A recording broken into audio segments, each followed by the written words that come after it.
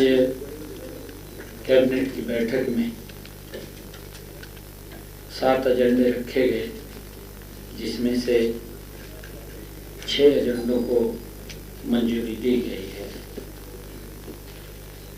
आज की बैठक में जो पहला एजेंडा था, हमारी जो अग्निवीर पॉलिसी है नीति 2024 में आज संशोधन को मंजूरी दी गई है। अग्निवीरों के लिए फॉरेस्ट गार्ड, वार्डर और माइनिंग गार्ड जैसे पदों में हॉरिजॉन्टल आरक्षण 10% से बढ़ा करके 20% किया गया। पहले 10% था, अब उसको 20% किया गया है। यह बढ़ा हुआ आरक्षण चालू और भविष्य की भर्ती प्रक्रियाओं में लागू होगा। यह निर्णय इस निर्णय का उद्देश्य सुरक्षा से जुड़े पदों में अग्निवीरों के सैन्य प्रशिक्षण, अनुशासन और फील्ड अनुभव का बेहतर उपयोग, उसका लाभ मिलेगा, ये इसका उद्देश्य है। दूसरा एजेंडा हमने जो रिटायरमेंट हाउसिंग पॉलिसी, जो वृद्धजनों को सहायता प्रदान करने के लिए रिटायरमेंट हाउसिंग पॉलिसी में संशोधन किया है। जैसा कि आप जानते हैं कि वृद्धजनों की आवास और जीवन शैली संबंधी आवश्यकताओं को ध्यान में रखते हुए उनकी जरूरतों को बेहतर ढंग से पूरा करने के लिए मंत्रिमंडल ने आज कैबिनेट में निर्णय लिया है। संशोधित प्रावधानों के अनुसार टीडीआर नीति 2021 के प्रावधानों के अनुरूप मंत्रिमंडल ने रिटायरमेंट हाउसिंग और कॉलोनियों के लिए फ्लोर एरिया जो रेशियो FAR में वृद्धि को मंजूरी दी है। वर्तमान में FAR सीमा 2.25 थी, जिसे अब बढ़ा करके 3.0 कर दिया गया है। इसी प्रकार मंत्रिमंडल में PDS सिस्टम देश के यशस्वी प्रधानमंत्री आदरणीय नरेंद्र मोदी जी के नेतृत्व में हमारी डबल इंजन की सरकार महिला सशक्तिकरण और उनके आर्थिक सुदृढ़ीकरण के लिए निरंतर प्रतिबद्ध है। हम सब जानते हैं कि जैसे लखपति दीदी, नमो ड्रोन योजना सहित विभिन्न पहल के माध्यम से महिलाओं को विकास प्रक्रिया में सक्रिय भागीदार बनाया जा रहा है। इसी दिशा में एक महत्वपूर्ण कदम उठाते हुए सरकार ने, मंत्रिमंडल ने राशन डिपों के आवंटन में महिलाओं को 33% आरक्षण देने का निर्णय किया है। इसमें ऐसी महिलाएं जो एसिड अटैक से पीड़ित या स्वयं सहायता समूह की हमारी महिलाएं या विडोज, ऐसी महिलाओं को इसमें प्राथमिकता दी जाएगी। और इस संबंध में आज मंत्रिमंडल में यह भी फैसला लिया गया है कि हरियाणा में targeted public distribution system licensing एवं कंट्रोल संशोधन आदेश 2026 में आवश्यक संशोधन को भी मंजूरी दी गई है। इसके अलावा सामान्य श्रेणी में सीएम पैक्स को भी प्राथमिकता दी जाएगी। सीएम पैक्स को इन जो हमारे डिपो लॉट होंगे उसमें सीएम पैक्स को भी। अब ये भी संशोधन किया है, अब राशन डिपोओं के नए लाइसेंस जो पहले 300 राशन कार्ड तक वो बनते थे, अब उसको चेंज करते हुए 500 राशन कार्ड तक से ऊपर वो दिए जाएंगे। जिनका पहले 300 तक था उसको 500 कर दिया, क्योंकि उसमें डिपो होगा। हाँ, 500 पे एक डिपो होगा। इसी प्रकार डिपो धारकों की अधिकतम आयु 60 वर्ष को लिखित आवेदन, पहले 60 वर्ष थी, अब उसमें थोड़ा मंत्रिमंडल ने निर्णय किया है कि जो हमारे डिपो होल्डर अच्छा काम करते हैं, जो पब्लिक बोलती है भी ये डिपो वाला बहुत अच्छा व्यक्ति है, ऐसे व्यक्ति को उनके अच्छे कार्य को देखते हुए उसको 5 वर्ष तक और बढ़ाया जा सकता है। ऐसे लोगों को जो अच्छा काम करते हैं,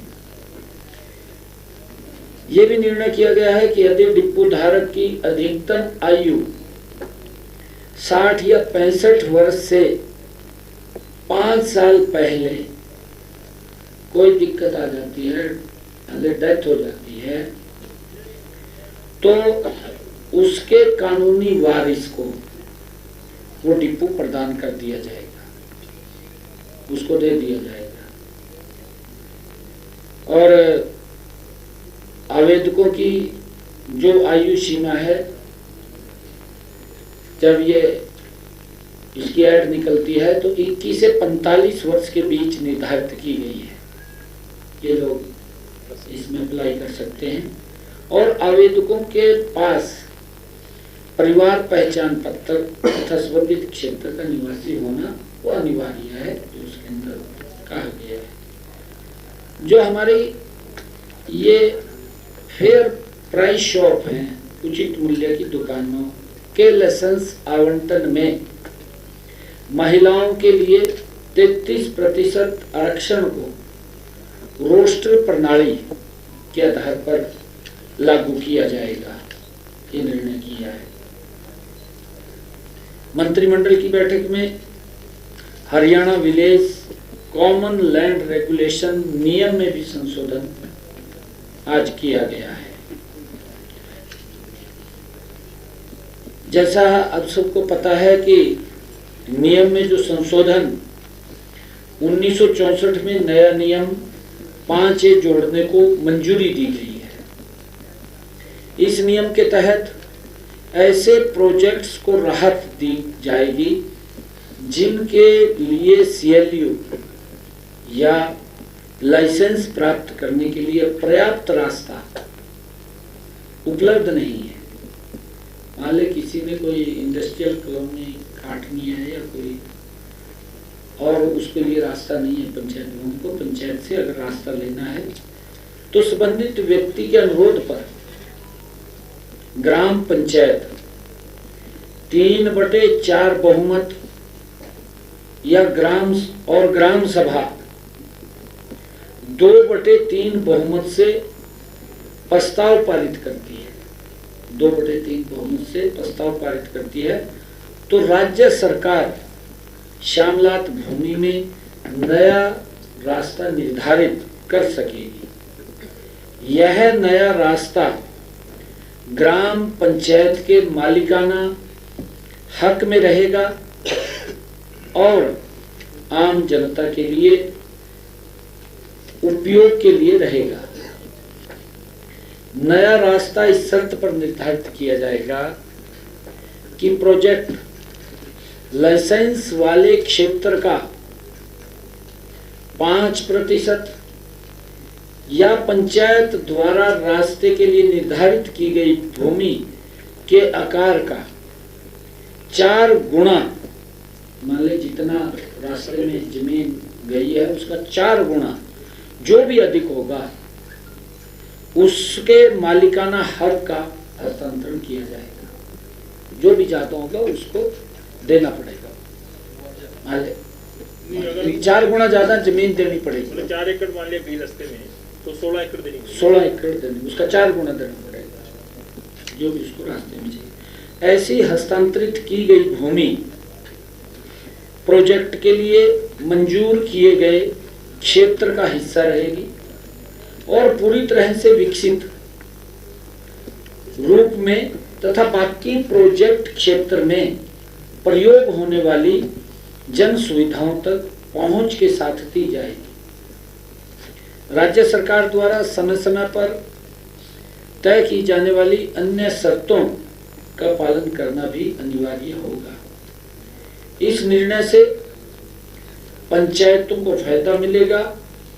नए प्रोजेक्ट आने से विकास को गति मिलेगी। आज मंत्रिमंडल ने यह भी फैसला किया है, क्योंकि मैंने विधानसभा के बजट सत्र में घोषणा की थी कि एक्सपर्ट कमेटी ने जो हमारे अकुशल श्रमिकों की न्यूनतम मजदूरी को मौजूदा 11,257 प्रति माह से बढ़ाकर 15,200 प्रति माह करने की सिफारिश की है, इस पर शीघ्र ही निर्णय लेकर 2026-27 में न्यूनतम मजदूरी में बढ़ोतरी की जाएगी। आज इस घोषणा को पूरा करने के लिए मंत्रिमंडल ने विचार विमर्श कर न्यूनतम मजदूरी को बढ़ाने का निर्णय किया गया है। अब प्रदेश में न्यूनतम मजदूरी 15,220 रुपये होगी। आज ये निर्णय किया गया है। मैं एक और भी बात बताना चाहता हूं, क्योंकि प्रदेश के अंदर विपक्षी साथियों के द्वारा बहुत भयंकर दुष्प्रचार किया जा रहा है, क्योंकि फ्री है, काम नहीं है। नहीं, चलो सार्थक सुझाव दें। पिछले दिनों धान की फसल के अंदर काफी खामियां हमारे सामने आई। उन खामियों का आवाज को हमारे जो किसान प्रतिनिधि हैं उन्होंने भी उस बात को उठाया था। उन्होंने सुझाव भी दिए थे। अब भी हम उनके सुझाव ले रहे हैं, हम उनसे सुझाव मांगते रहते हैं। उन्होंने सुझाव दिए थे कि आप ऐसे कर लीजिए भी, ये गड़बड़ नहीं होनी चाहिए। हमने उनको सुझाव को मानते हुए जो उन्होंने कहा था इसके अंदर कुछ सुधार किए, क्योंकि खरीद प्रणाली को सुदृढ़ करने के लिए हमने कुछ उसमें सुधार किए हैं ताकि कोई गड़बड़ ना हो। और देखा भी है पिछले दिनों जब उसकी जांच चली, कई अधिकारी भी चपेट में आए हैं, उसके साथ कोई छल्लरहड़ा भी आया है, क्योंकि हमारा किसान भोला है और वो कोई अगर उसको बात बोल देता है तो वो मान लेता है उस बात को। तो हमने इसके अंदर 3 स्तरीय फसल सत्यापन प्रणाली लागू किया गया है। इसके अंदर हमने निर्णय किया है बायोमेट्रिक आधारित खरीद के समय किसान की पहचान और बायोमेट्रिक सत्यापन से उसकी हो, उसको गेट पास के ऊपर जो गेट पास मिलेगा उसका बायोमेट्रिक, ये हमने निर्णय किया है। 8 अप्रैल 2026 तक किसानों द्वारा मंडियों में लाई गई गेहूं का 75% बायोमेट्रिक सत्यापन पूरा किया जा चुका है। कहीं किसी प्रकार की कोई दिक्कत नहीं आ रही है। हमारी सरकार की सोच है मेरे किसान को मंडी में किसी प्रकार की कोई दिक्कत ना आए।